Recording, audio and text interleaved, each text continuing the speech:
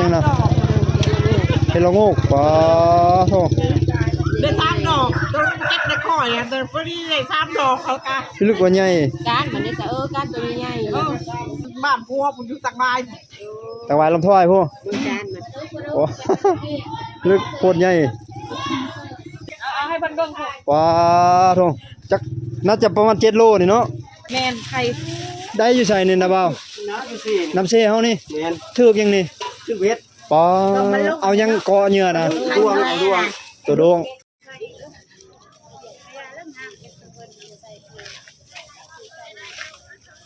สวัสดีมื้อนี้มาเลาะเบิ่งตลาดบ้านละหาน้ำท่าคำเรียนเป็นตลาดเช้าตอนนี้เวลา 6 โมงปลายตอนเช้าผู้คนกำลังเริ่มจะจางแล้วถ้าจะให้ลายตอนช่วงประมาณ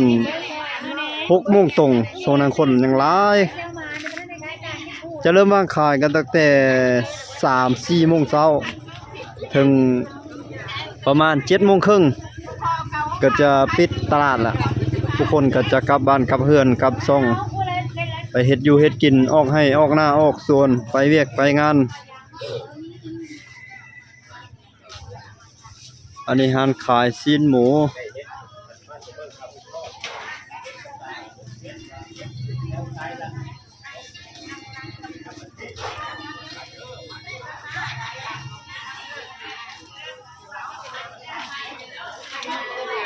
อันนี้ขายในใดนี่เบิ้ลสีขาวอ๋อเอามาอุ่นสวยแม่ค้าอยู่บ้านใดนี่แม่ค้าอยู่บ้านใดบ้านโชคไส้โอ้มาไกลเติบเนาะมาขายชั่วมือเหรอ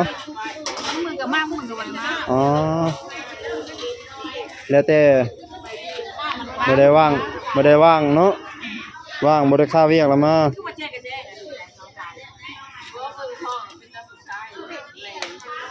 จะดึกแล้วมาเนาะมาแต่อ๋อโธ่มาแต่5 โมงแสดงว่าต้องตื่น4 โมงครึ่งเนาะตื่น3 โมงว้าต้องตื่นแล้วก็เฮ็ดตัวนี้มันบ่อ๋อขอบใจประมาณอย่างอันนี้เนาะในผักหอมบ่นี่แม่ในผักหอมปอกซี่แล้วก็ผักกาดอ๋อขายในใดนี่ตัวนี้ยาละ5,000อ๋อตัวนี้ยาละ10โอ้ขายถูกๆนี่อันนี้ได้จักได้แปลงนี่ไปปลูกนี่ได้บักหลายๆแล้วก็มีแนวคัดถ้วยคัดจานโดยขอบใจเด้อแม่น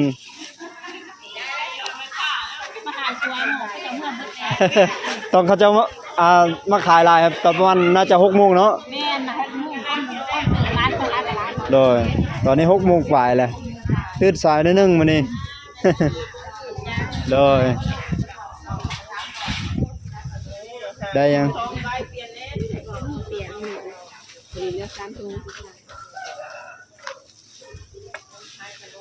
คนเริ่มเลิกแล้วถ้ามาท่านตอน 6 โมงก็สิเต็มหมดแล้วแถวนั้นเนาะ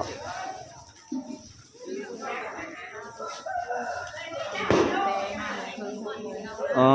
7 โมงอะไรจะไปแล้วช่วงคนหลายแห้งละ5 โมงครึ่ง6 โมงเช้าประมาณนั้นเนาะหมดแล้วเจ้าเนาะแม่สาวเตรียมกลับบัดนี้ยังเหลือแต่บัญชีอันติไว้ใส่เก็บเงินใส่อ๋อหวยตลาดโดย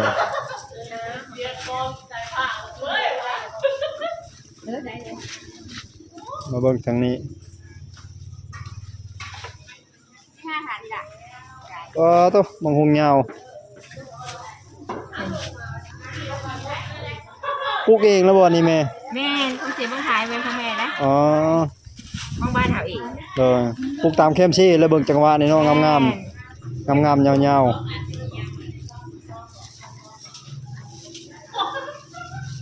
โอ้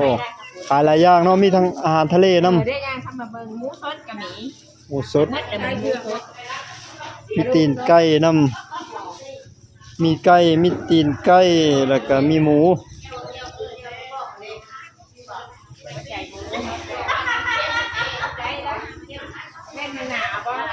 โอ้กำลังสร้างใหม่เนาะบ่ทันเนาะ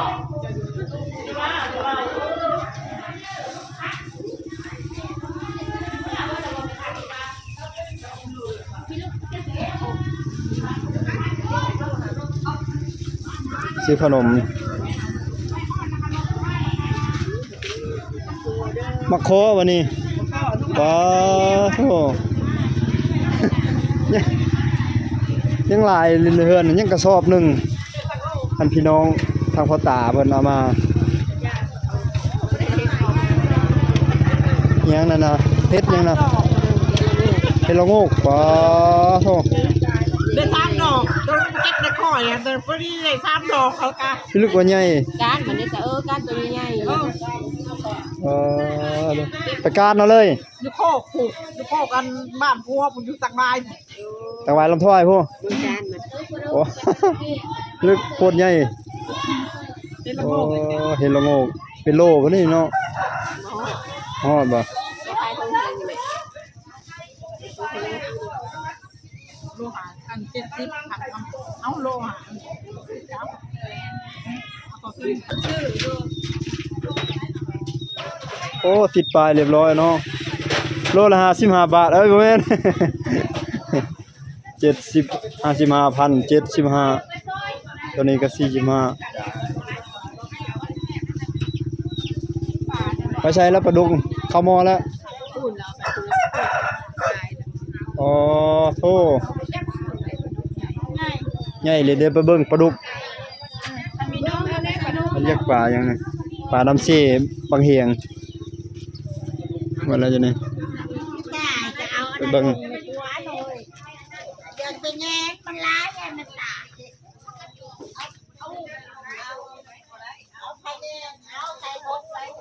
อ๋อใส่ถุงแล้ว เอาให้เพิ่นเบิ่งค่ะ ว้าโธ่จักน่าจะประมาณ7โลนี่เนาะ จักบ่ฮอด 6หรือ7 เอามาขึ้น ก็บ่ฮอด6ก็บ่ฮอดบ่รุดแล้วประมาณ4โลหรือ5โลนี่ ไข่แล้วเนาะ แม่นไข่ ได้อยู่ใส่นี่นะบ่าว น้ำสิ น้ำเสเฮานี่ แม่น ถึกยังนี่ ขึ้นเวท ปอเอายังเกาะเหยื่อนะ ดวงเอาดวง ตัวโดง ปลาดุกพันมันลง จักโล4โลปลายเกือบ4โลครึ่ง ปลาดุกพันมันลง ปอ จักขายให้แล้วก็บ่ ขายโลเท่าไหร่อันนี้สิซื้อ จักแล้วก็บ่จะ ไปถามเขาดูเขาถามจริงลูก บ่จะเอาซื้อโลได้ ได้อยู่แม่น้ำเสบางเฮียงถึกเหยื่อลอยเหยื่อดวง 4โล3 4โล3กรัม เสียมกระทือมาได้ ดู70เห็นนะลูกไก่ มันเอาบ่ซื้อมาพุ่นดอก อู้สำขาเลยลึก ลูกกับตัวใหญ่ก็ได้ 50ป่ะ ปลาดุกพันธุ์นี่เนาะปลาดุกพันธุ์ที่ว่าหลุดออกจากหนองเขาตะเบิ่งเนาะ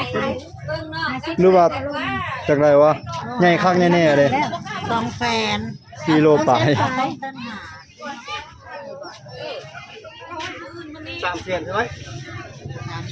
300,000เอาละแม่แม่ 6โล6 กินได้หลายมื้อเป็นอาทิตย์เพิ่นเลยเพิ่นสิเบิด โอ้ยา เออมันอยู่ตามธรรมชาติคือสิแซ่บดีอยู่ดอก แม่ปลามันยังไงได้ นั่นน่ะ มีแต่สีดเนาะ ปลานี่ปลาดุกพันธุ์หลุดออกแต่หนองเขา พันเลย แต่ว่าไปใหญ่อยู่ธรรมชาติแซ่บแท้ มันรู้กันกินดิตายมันว่าโล60ป่ะแล้วบอกว่า300,000เอาขาโตเลย ก่อนพุ่นได้เขาขายโล30กิแม่นเขาก็เอามาละโล40เสียให้อยู่ ได้ใหม่ๆแล้วได้นี่นะ เส้นปล่อยมาปะบ่นำปะ ไปปล่อยลูกน้องบ่ยิ่งสิฮอด2เซนจนโล50ก็ยังมีแต่2เซน4โล จังได๋ว่าเราจะได้ว่า เอาไปขายให้แล้วพี่ จักไผว่าอยากได้300,000เมื่อกี้นี่ เรายังได้2,500,000ผมกินได้ยังไง ไผ โอ้ถามมึงสิซื้อเนาะ ไผเว้าไผมาอันเบิ่งนะไผสบาย น้อยคนนั้น ไผเลยมาติดเอง 200,000บ่ หมานเนาะหมานคัก เขาสิเอาเขาว่า ตัวบัก นี่ ให บ่ ญ่ กูเอานะไสเดี๋ยวหาดูไผมาเบิ่งไผแน่ เขาต่อ 300,000 ไปตึง เรียกเว้นได้บ่นี่ 4โล 4โลปลาย ปลาใหญ่ละย่านพุ่นนั้นก็ได้ตะกี้สร้างปลา ตุ๊กเอาบ่ทุกเทนหา กูเอา ปลาตัวบักใหญ่ ปลาดุกขัน ๆเออ มันลุดลงนอลงเส มันออกมาเองมันเนาะ 4โลป่าเลย4หรือ3 4โล ไปถึกเบ็ดเราถึกเบ็ดเหยื่อดวง เขาต่อ เอาต้องใส่กระสอบไว้ แหน่โชคแสนกระซอง เอาง่ายๆใช่ปะ ใกล้ ลดราคาเหลือ2แสนถึงโลนึง50ก็คุ้มค่าอยู่ได้ โอ้ก็ดีแล้ว ผู้ซื้อน่ะคุ้มค่าแล้ว ได้ดอกนี่กำไรนี่ เออ ขายปักซองคนได้อยู่ กิจการเลี้ยงเวชกรนี่เนาะ บ่เลี้ยง ปล่อยมีอ่างเลยปล่อยเว้ย มีทุกคน ใช้จักรลางเบ็ดเจ้าน่ะบ่ เลี้ยงเว้นบ้านท้องกินจัง โอ้เบ็ดเพียก เบ็ดเพียกประมาณ ใส่เบ็ดเพียก คนบ่เอาคัน 100 200หลังไปแล้ว โล40น่ะเอา เอาเลย446 40 แสนหก ถามเบิ่งเพราะว่าเขาขายโล30 อ๋ออันนี้นะปลาดุกอันนี้นะ ลูกขัน กับปลาดุก เขาเลี้ยงเขาค้างอันนี้เขาอันปล่อย กับปลาดุกหน้าได้เพิ่นขายโลเท่าไหร่ อุ้ยโลละแสนบ่ได้อันนั้น โอ้แพงเนาะ ปลาดุกหนาแสนปลาย อ๋อตัวนี้กันบางเทื่อกันหน้าสิ มันแท้ดูได้อันนี้มันบอกว่ามันเป็น น่าจะหลุดแต่หึงแล้วบางเทื่อก็ เป็นธรรมชาติเจ้าก็เอาติ บางทีก็หลุดแต่ยังน้อยพุ่น เอานะแม่เจ้าน่ะ โอ้บ้านค่อยไก่เลย300ลักยังหึงอีกเพื่อสิได้กลับบ้านนะ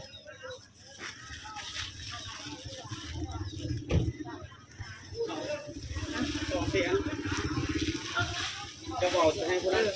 2แสนมีคนเอาแล้ว นี่เด้นี่คันสิเอาก็เอาบ่เอาก็บ่เอา2แสน เอาโลดมันไงต่อยคุ้มค่าอยู่เลย2แสน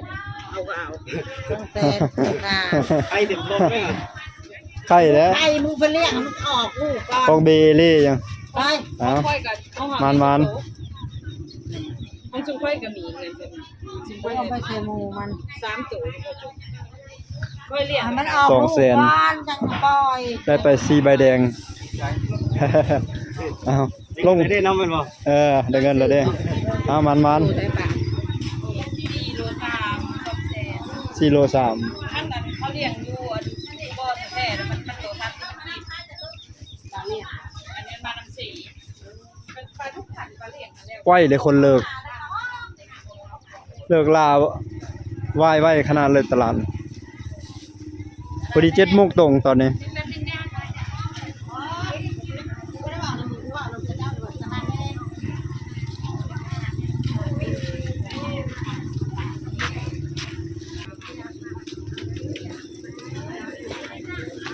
เอาอินทผลัมบ่โล85 80 บาทแม่น80 บาท เอานะแม่โลหนึงมากอันนี้เด้ลองกล้องนี่ ลองกองอัน30พัน เอาโลหนึงคืออยากกินมักลองกล้องงอป่าหรืองอบานเนี่ยน่าจะเป็นงอบานอันนี้เนาะอาหารทะเลกุ้งหอยปูปลา โลไทยกูอันเซ็ต70 ตัวนี้โลละ170,000กีบ กับอยู่นี่ล่ะ กุ้งทะเล เอาเลย 30เป็นเงินกีบเท่าใดตอนนั้นนะอินทผลัม 56,000 56 80 80ก็ได้บ่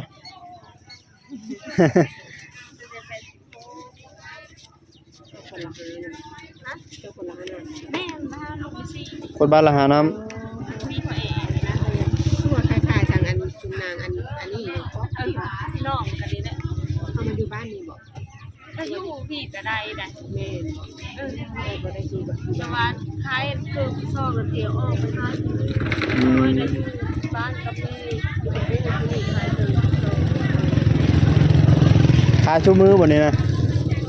แม่หรือว่าคือลูก โอ้ คือได้เชิงเงิน แต่เอาไก่เลยนี่เนาะ แม่ไปเอาอยู่ไทย ว่าต้องขับไปเอาอยู่ไทยพุ่นนะ เอาอยู่ไทยเอง มุกดาหารบ่ แม่ ป้าโทระดับ100ลักก็ได้ไปเนี่ยไก่เติบลงมาแต่เด็กคนนี้นี่เนาะ 4-5 4 โมง 5 โมงแสดงว่าตื่นแต่3 โมงปลายเนาะ 4 โมงประมาณส่วนหลายประมาณ7 โมงเนาะอยากเลิกแล้วเนาะอยู่นี่เนาะตามสังเกตหลายเทื่อ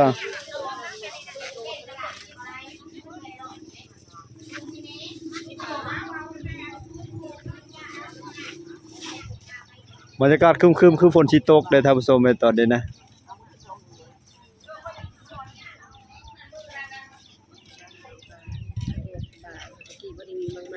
ม มีแต่ปลาธรรมชาติ เมื่อกี้ยังเห็นคนหลายแต่ตอนนี้เริ่มหายไปแล้วไวขนาดไหนตอนเขาเจ้าสิไปเวียกไปงานส่วนหลายคนค้าคนขายกันหลายซั่นน่ะไปขายเครื่องขายของอยู่ตลาดใหญ่ปากช่องไปนี่ประมาณ8-9 กิโลเมตรบางคนก็สิไปให้ไปหน้าบางคนก็สิไปเฮ็ดหัตถกรรมตำแผ่นผ้าเฮ็ดน้ำย้อมข้าม กิจกรรมน้ำยองข้ามโบขนาดเนาะคึกคักขนาดบานนี่เนาะ ช่วงนี้เขาจะไปเอาผามเลย อ่าโดยเอาเติมบ่ เติม5,000เลยบ่เด้ลดให้1,000